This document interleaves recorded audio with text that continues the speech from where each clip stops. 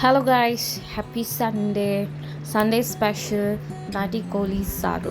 Nati Koli Saru, it's very easy and taste ಕೂಡ super ಆಗಿರುತ್ತೆ. And ಇದಕ್ಕೆ ingredients ಎಲ್ಲ ತುಂಬ ಕಮ್ಮಿನೇ ಆ್ಯಂಡ್ ಎಲ್ಲ ರುಬ್ಕೊಳೋದೆ, ನಥಿಂಗ್ ಚಾಪಿಂಗ್ ಮಾಡೋದಿಲ್ಲ. ಪ್ರಿಪ್ರೇಷನ್ಸ್ ಎಲ್ಲ ಮಾಡಿಟ್ಕೊಳ್ಳೋದು, ಫಸ್ಟ್ ಇಂಗ್ರೀಡಿಯೆಂಟ್ಸ್ ಎಲ್ಲ ಪಕ್ಕನೇ ಇಟ್ಕೊಬೇಕು, ರೆಡಿ ಮಾಡಿ ಇಟ್ಕೊಂಡು ಆಮೇಲೆ ನಾವು ಕುಕ್ ಮಾಡೋಕ್ಕೆ ಸ್ಟಾರ್ಟ್ ಮಾಡಬೇಕು.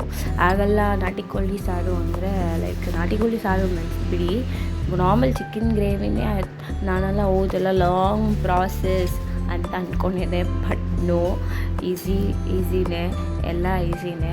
So when we start doing, ನಾವು ಟ್ರೈ ಮಾಡಿದಾಗ ಇಟ್ಸ್ ಟೂ ಈಸಿ ಅನಿಸುತ್ತೆ.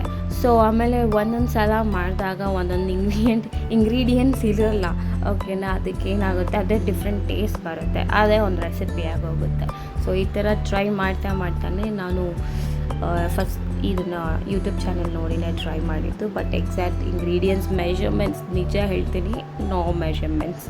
ನಾನು ನನ್ನ ಕೈ ಹಿಡಿಯೋಷ್ಟು ಎಲ್ಲ ಮೆಷರ್ಮೆಂಟ್ಸೇ ಹಾಕಿದೆ. ಅವ್ರು ಹೇಳಿದ ಮೆಷರ್ಮೆಂಟ್ಸ್ ನನಗೆ ಗೊತ್ತಿಲ್ಲ ಎಕ್ಸಾಕ್ಟಾಗಿ, ಬಟ್ ನನಗೆ ಔಟ್ಪುಟ್ ಸೂಪರಾಗೇ ಬಂತು.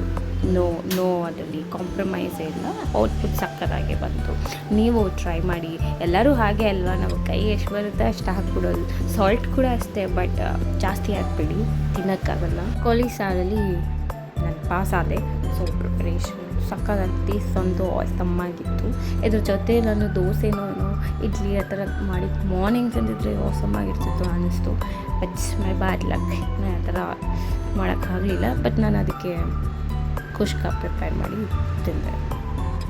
ಈ ಕೋಳಿ ಸಾರು ವಿತ್ ಕುಷ್ಕ. ಬಾಯ್.